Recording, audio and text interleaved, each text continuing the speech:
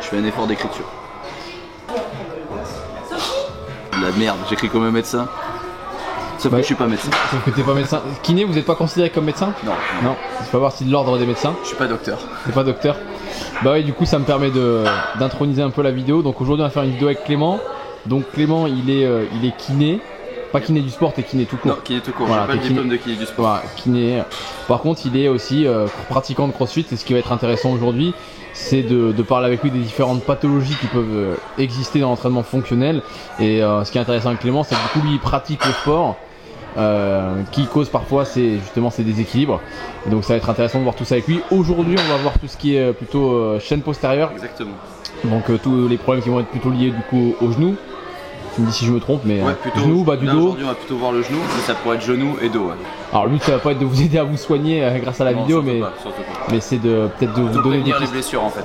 Plutôt prévenir les blessures que soigner, parce que pour soigner il faut vraiment aller voir un professionnel de santé avant tout. Donc c'est quoi le programme d'ailleurs aujourd'hui? Un petit warm-up. Après j'ai Fabien qui m'atomise un peu les abdos avant de commencer. J'ai quelques mouvements techniques pour m'échauffer, du CMJ, un peu pour mettre la patate sur le squat nuque ensuite. Je dois monter en ARM sur squat nuque. Et après justement j'ai des petits exos de renforcement de la chaîne postérieure avec le Nordic hamstring. Et on finit par un peu de sissy squat.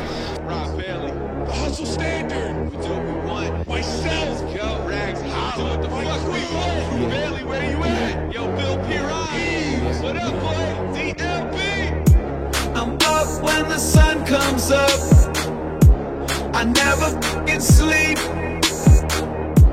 I'm staring at the stars at night, and the stars are staring back at me, 'cause they get up when the sun comes up. Bon du coup, on a parlé de chaîne postérieure en introduction, Yes. mais est-ce que tu peux détailler un petit peu ce que c'est les chaînes postérieures quand on parle de chaîne postérieure à quelqu'un? Après la chaîne postérieure c'est vraiment très global, ça pourrait partir... Si on prend la chaîne postérieure, ça pourrait partir du derrière la tête, voire même juste ici au-dessus des yeux, jusqu'en fait au bout des orteils, sur la voûte plantaire. Moi quand je parle de chaîne postérieure là pour mes programmes, ce serait plutôt à partir des lombaires jusqu'au niveau du pied. Et en fait ce serait renforcer les lombaires, les fessiers, enfin globalement les lombaires, les fessiers, les ischios et aussi les introduire dans des mouvements un peu plus complexes. Et pourquoi est-ce que tu penses qu'il est utile de renforcer les chaînes postérieures? En fait là c'est la chaîne postérieure, mais je fais plutôt des choses isolées dans les programmes. En fait, j'ai souvent observé, après c'est pas une généralité, c'est ni scientifique, c'est vraiment plutôt du terrain. Depuis 5-6 ans que je pratique et que je suis kiné, que beaucoup de gens ont mal au dos dans le sport en général, parce que en gros ils n'ont pas d'ischio tout simplement. Du coup ils chargent complètement leur dos, malgré une bonne technique etc. Sauf qu'ils n'ont jamais les ischios qui marchent. Donc c'est pour ça que j'avais fait ce genre de programme en fait.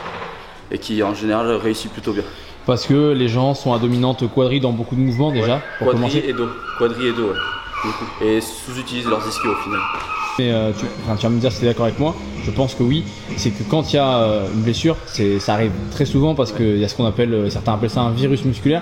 C'est en fait un déséquilibre entre la chaîne antérieure et la chaîne postérieure, que ce soit en termes de force et ou de mobilité. Et en fait il y a beaucoup de blessures qui peuvent être entre guillemets, enfin en tout cas les blessures qu'on rencontre dans le crossfit, qui peuvent être évitées si on veille à garder justement ce fameux équilibre entre ces deux chaînes là. Est-ce que tu es d'accord avec moi ou... Exactement, et après c'est pour ça aussi qu'il faut... Non, c'est exact, et après on n'est pas tous professionnels, on va dire, dans le sport ou dans la santé. C'est pour ça qu'il ne faut pas hésiter, surtout quand on sent des faiblesses. Des fois juste une douleur, c'est pas forcément une blessure, il faut bien dissocier les deux. Mais quand on ressent des douleurs, etc., pas hésiter à en parler à son coach ou même à son professionnel de santé, ça peut être son kiné ou son médecin du sport. Et après, c'est toujours mieux de faire des séances de prévention que de soins. Comme ça permet de rééquilibrer certaines choses. C'est pour ça aussi que ce genre de programme est destiné à des personnes en fait, qui ont des choses qui reviennent souvent, en fait, des déséquilibres, qu'ils n'ont jamais trop soigné et qu'il est important de, de balayer, quoi. Qu'il est important de corriger. Et est-ce que tu sais pourquoi, enfin selon toi, pourquoi est-ce qu'il y a ce gros déséquilibre sur les ischios en crossfit? Parce qu'il y a des exos, tu vas me dire, il y a du soulevé de terre par exemple. Il y a du soulevé de terre. Est-ce que le soulevé de terre c'est suffisant? Est-ce que du Rwandan deadlift c'est suffisant? Est-ce qu'il faut pas faire plus de lecteurs en fait? Parce que les gens, quand on va leur dire qu'ils bossent pas assez leurs ischios, ils vont te dire bah si je fais tel ou tel exo. Et en fait vous les bossez dans une chaîne, et quand vous bossez quelque chose dans une chaîne, même si vous allez vous concentrer peut-être sur vos ischios, sur du terre tendu, essayer de corticaliser le truc, quoi qu'il arrive, quand vous bossez en chaîne, votre corps il est un peu en mode survie. Donc il utilise en fait ce qui est le plus fort chez lui pour résister. Donc vous allez vous concentrer sur vos ischios, le lendemain vous allez croire que vous avez des courbatures, vous avez bien bossé, Mais en fait, au final, les courbatures ne veulent pas dire que vous avez bien bossé. Donc c'est important d'isoler vos muscles, les muscles faibles. Et en fait, on a trop souvent dit que le training fonctionnel, donc polyarticulaire, c'était le mieux pour se renforcer. Et en fait, c'est pas forcément vrai. Il faut en faire, c'est important. Mais c'est important aussi d'isoler et de travailler ses faiblesses de manière très isolée. Je crois que ça fait du bien de l'entendre parce que l'entraînement fonctionnel, ça vend un peu du rêve à tout le monde en disant que oui, il faut faire que des exos polyarticulaires et qu'en fait, quand tu travailles dans la globalité, ton corps, en fonction de ta morphologie et de tes capacités, ton corps il va compenser, il va plus solliciter un côté que l'autre, un muscle qu'un autre, l'antagoniste ou le protagoniste, et d'où les déséquilibres en fait. Imaginez dans le squat, enfin je sais pas, moi je vais dire 200 kg, enfin Dr Squat, tu vas me dire qu'il fait 10 reps avec, mais 200 kg pour moi c'est lourd, mais je vais pas corticaliser mes ischios. Pour moi je suis en mode survie, il faut que la barre elle se soulève, donc il faut qu'elle se lève et je vais pas agir plus avec un muscle qu'un autre. C'est mon corps qui va en décider. C'est pour ça que si j'ai des faiblesses, il faut les bosser en amont, a priori, pour qu'elles se réduisent ce genre de faiblesses. Donc là, tu as repassé côté altéro, c'est quoi la suite? Là, ça va être du CMJ, un petit peu, contre movement jump. C'est un saut, on va essayer de sauter le plus haut possible. C'est pas un squat jump, je vais pas partir du bas. En fait, il faut vraiment que tu sois le plus à l'aise possible pour sauter le plus haut possible. Peu importe la flexion de genou ou la flexion de cheville, etc. et de hanche, il faut sauter le plus haut possible. Le but, ça va être d'activer un petit peu avant de faire le RM.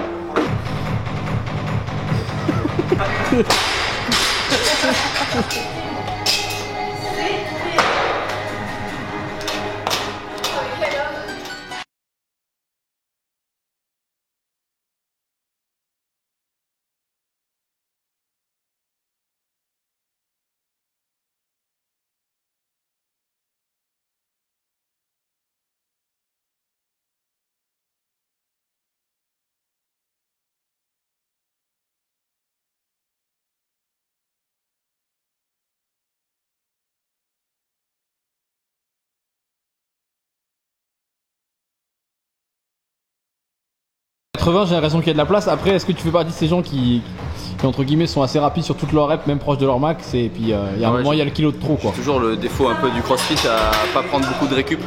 C'est vrai que c'était ça qui était dur au début dans la programmation que j'ai faite avec Fabien, c'est de respecter les temps de récup de 3 minutes. T'as l'impression que tu te fais chier, mais c'est normal.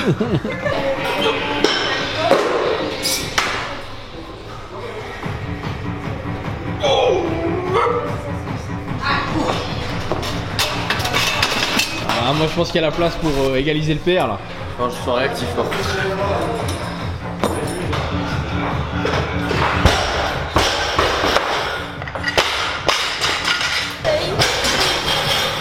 Là tu vends du rêve, j'ai envie d'acheter un foam roller là. Hein?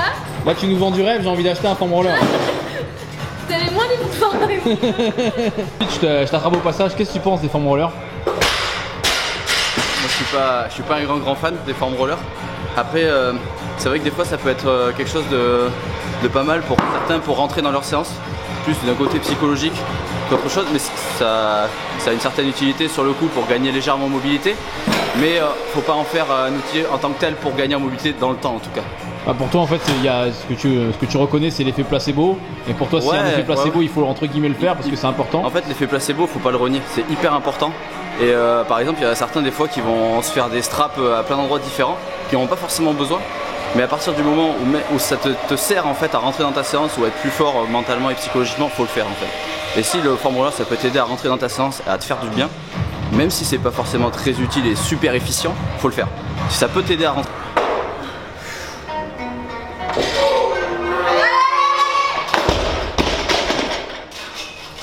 Mais qui bloque là? Je me suis cassé comme une merde. Bon, maintenant que le squat est fini, tu vas passer à quoi? Un petit peu de renfort, justement chaîne postérieure. Non, ouais, donc est-ce que c'est du renfort qu'on peut retrouver dans ta programmation? Ouais, c'est du renfort qu'on va retrouver dans ma programmation. Voilà, c'est du renfort que je fais avec la programmation perso, mais c'est du renfort aussi qu'on va retrouver dans ma programmation effectivement. Ça va être vraiment que ciblé sur les ischios. Ça c'est un nouvel exercice pour les chaînes postérieures, c'est super bien.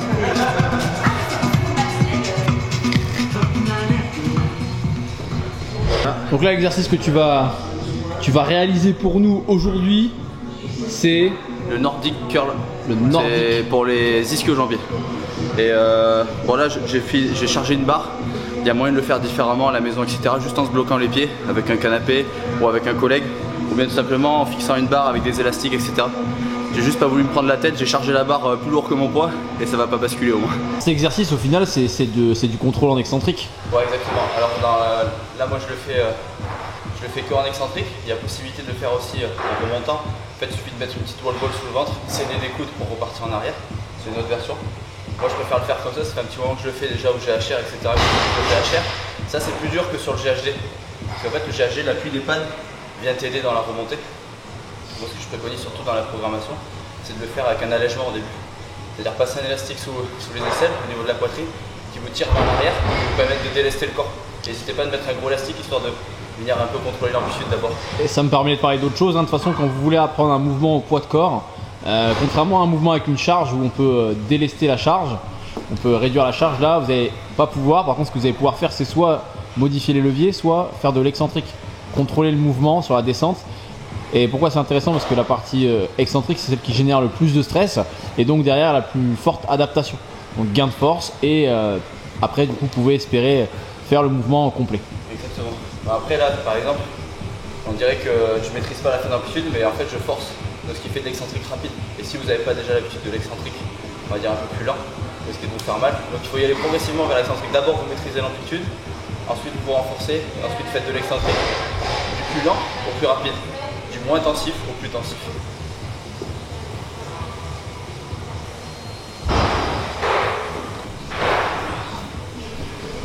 Dernier exercice de la séance pour toi c'est le 6-6 squat. Alors c'est un exercice qui pose entre guillemets, qui crée un débat. Ouais bien sûr, un gros débat mais chez moi le premier, quand j'ai commencé à voir cet exo je me suis dit comment ça peut faire du bien au jeu.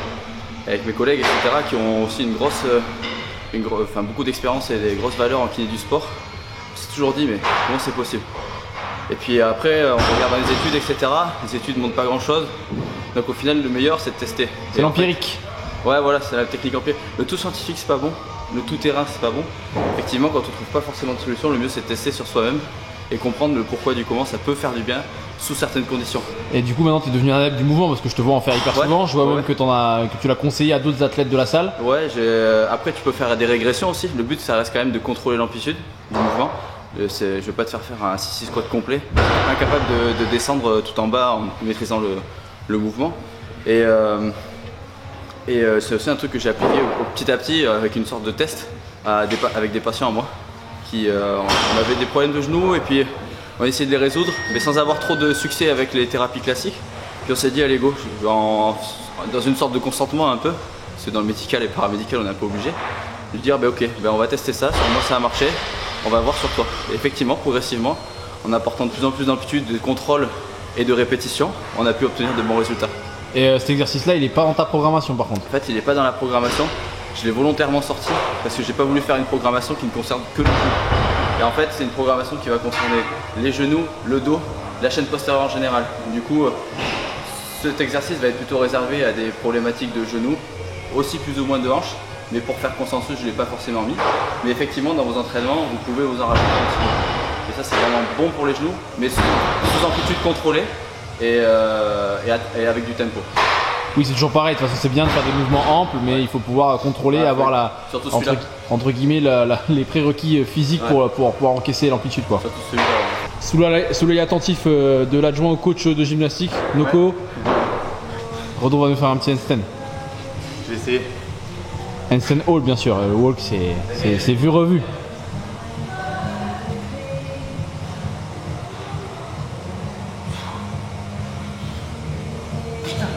Ah, t'avais pas les épaules engagées là.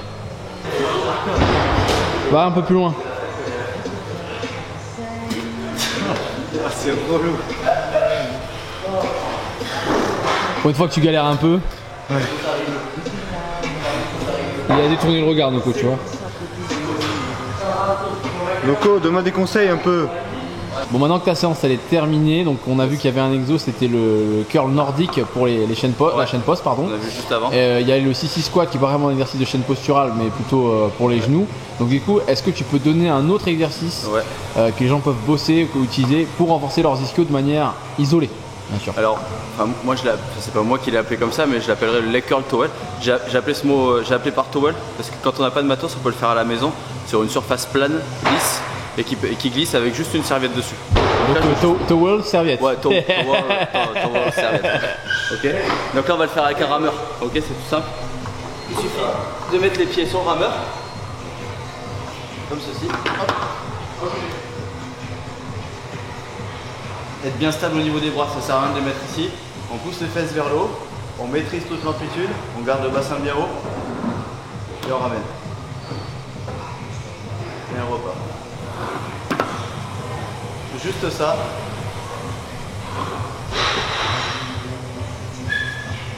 Bon, merci pour tous ces conseils. Avec plaisir. Encore une fois, on vous invite à travailler votre chaîne posturale, donc notamment visco-jambier de manière isolée, en prévention de blessures, hein, parce que faire une fois qu'on s'est blessé, c'est toujours moins intéressant. C'est pareil, il y en a certains qui vont me dire, souvent je reçois des messages sur Instagram de personnes qui vont me dire ouais j'ai telle douleur, j'ai eu telle blessure, etc. En général je file pas le programme directement, ça c'était avant que ce soit sur le shop. Je file pas le programme directement et je dis souvent aux gens d'aller consulter avant tout. Après si les gens insistent et qu'ils ont vraiment envie de le commencer, etc. ils peuvent, mais j'alerte vraiment les gens en disant allez voir vos professionnels de santé, faites les diagnostics, faites votre rééducation si besoin. Et ensuite, pour prévenir le risque de rechute et de blessure, n'hésitez pas à faire ce programme. Oui, toi tu es en prévention, tu n'es pas en guérison. Ouais, la programmation elle s'inscrit pas du tout dans de la guérison. Exactement, exactement. Elle est toujours, parce qu'en fait, à faire un diagnostic à distance c'est pareil, on va toujours louper des choses, etc. Donc vraiment allez voir vos professionnels sur place, faites votre soin, faites vos rééducations. Et a posteriori, après tout ça, vous pouvez prendre le programme et travailler vos points faibles avec ce programme. Ok, donc le programme vous allez le retrouver sur le shop de notre site powercamp.fr et on va avoir d'autres modules qui vont sortir prochainement. Donc on aura pour les épaules, exactement. On aura quoi d'autre? On aura pour le noyau comme on a dit en début. On va avoir pour le noyau, et le du corps. coup on fera aussi des vidéos sur cette thématique là pour vous donner de l'info et vous aider à avoir un meilleur fitness. Exactement, voilà. et il y en aura un aussi sur ce qu'on appelle communément la pubalgie, donc c'est vraiment très grossier, mais en gros ce sera pour les douleurs liées au pubis, etc. Ok, super, merci gros. Avec plaisir. Bonne journée à tous.